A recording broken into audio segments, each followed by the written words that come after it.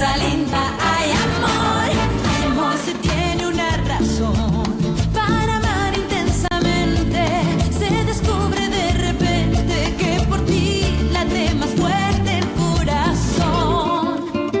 Ay, cuando nos llama la pasión, nos hallamos frente a frente para amarnos locamente y entregarnos sin reservas al amor.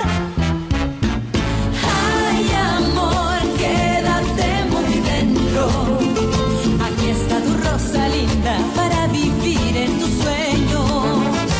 Ay, amor, que me estoy muriendo. Es esta tu Rosalinda que solo quiere tus besos. Ay, amor, aquí está tu Rosalinda para vivir en tus sueños. Toma mi alma, bebe mi cuerpo, que por tus besos me estoy muriendo. Ay, amor, es esta tu Rosalinda que solo quiere tus besos. Rosalinda, Rosalinda.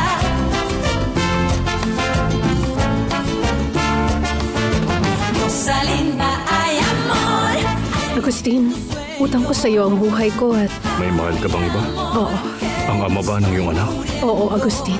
At kung hindi ko man siya nabanggit sa'yo, nasasaktan pa rin kasi ako. Pero naiintindihan kong hindi nadidiktahan ng puso.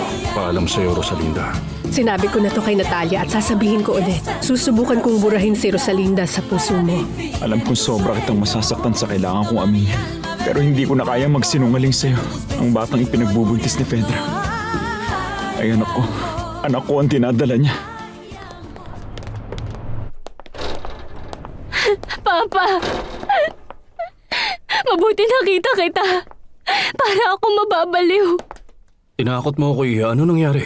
Si Anibal. Si Anibal. Ano nangyari kay Anibal? Sabihin mo sa akin. Naalala mo nung palagi nakadikit si Ate Fedra kay Anibal at kung umasta para siyang misteryosa. Oo. Naisip ko nga na parang may hindi magandang nangyayari. Papa, nadiskubre ko kung ano nangyayari. May kasunduan sila, Papa. Imposible ang sinasabi mo. Walang pagdududa. Umamin sa akin si Anibal na ang batang dinadala ni ate ay sa kanya. Diyos mio. Wala na, Papa. Tapos na ang lahat. Sa amin ni Anibal, hindi ko siya mapapatawad. Kakausapin ko si Anibal. Hahanapin ko ngayon din ang lalaking yan. Narito po ako. Mag-usap tayo ng lalaki sa lalaki.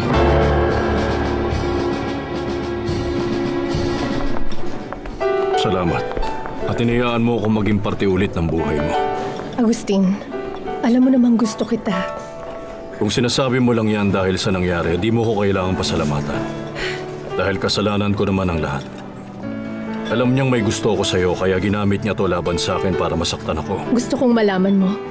Nagustuhan kita hindi dahil sa naitulong mo sa akin. Gusto kita dahil naging mabuti kang kaibigan sa akin. Dahil sa'yo, nagkaroon ako ng kumpiyansa at nakahanap ng suporta. Tandaan mo na hanggat nasa tabi mo ako, wala ka nang dapat ipangamba. Wala na. Salamat, Agustin. Salamat, maraming salamat sa'yo.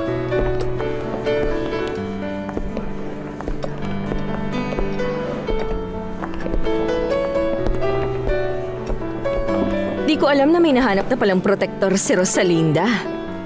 Matalino nga talaga ang aking pinsan.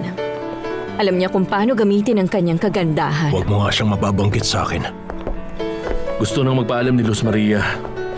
Huwag mo sabihing uuwi ka na agad. Lalo na ngayon palang mag-uumpisa ang palabas. Pasensya na pero sa tingin ko, hindi ko rin naman magugustuhan kung ano man yung sinabi mong palabas ngayong gabi. Hindi ako mahilig dyan kaya uuwi na lang ako. Bueno, aalis na ako. Paalam. Bye.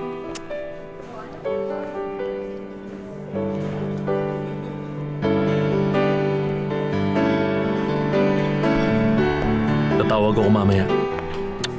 Masaya akong makitang malusog ka pa rin. Ipagpatuloy mo lang. Salamat, Alex. Alam mo, nakikita ko, isa kang tunay na maginoo. O paano? Aalis na ako, Fedra. Masayang masaya akong nakilala kita, Luz Maria. At sana magkita tayo ulit sa lalong madaling panahon. Mauna na kami, Fernando Jose. Paalam, Dorantes.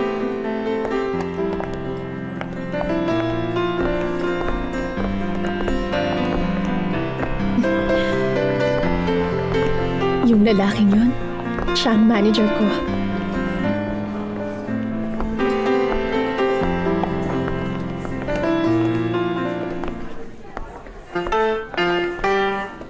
Cheers.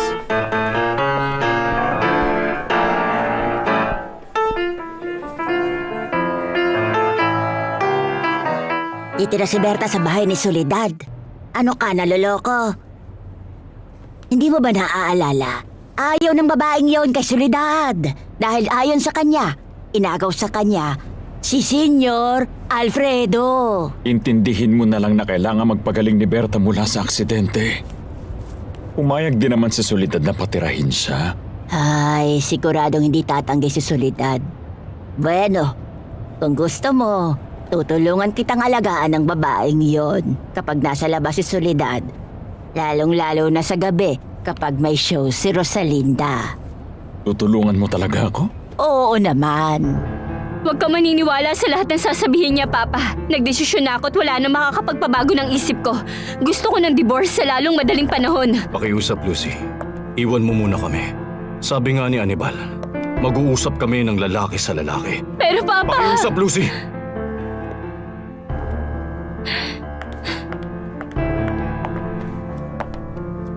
Tayo na lang ngayon.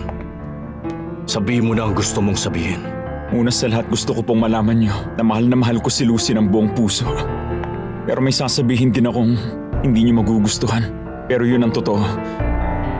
Si Fedra, inakit niya po ako.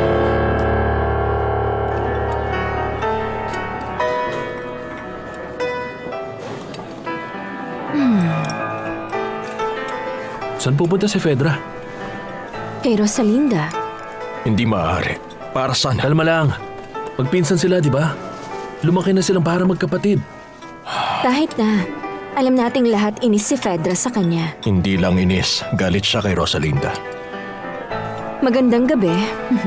Magandang gabi din, senyora. Siya nga pala si Fedra, ang pinsan ko. Nice to meet you. Agustin Morales, nice to meet you. Saluhan mo kami.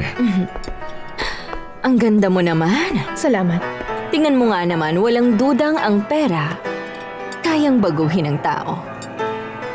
Tungkol ba yan sa'yo? Hindi ko itatangging masaya ang buhay ko. Nasa akin na ang lahat. Kaginhawaan, asawang minamahal ako't binubuhusan ng atensyon at kung ano-anong regalo. Pero higit sa lahat, ang di matatawarang kaligayahan ng pagkakaroon ng anak.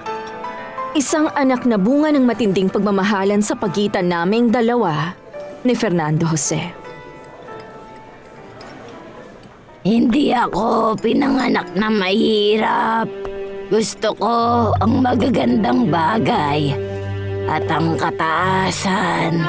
Sobrang taas ko, kita ko ang aking piga. I would highly recommend Monday.com because it can... Labi mo! Gusto kong marinig mo, mahal ko! Mahal kita! Mahal kita!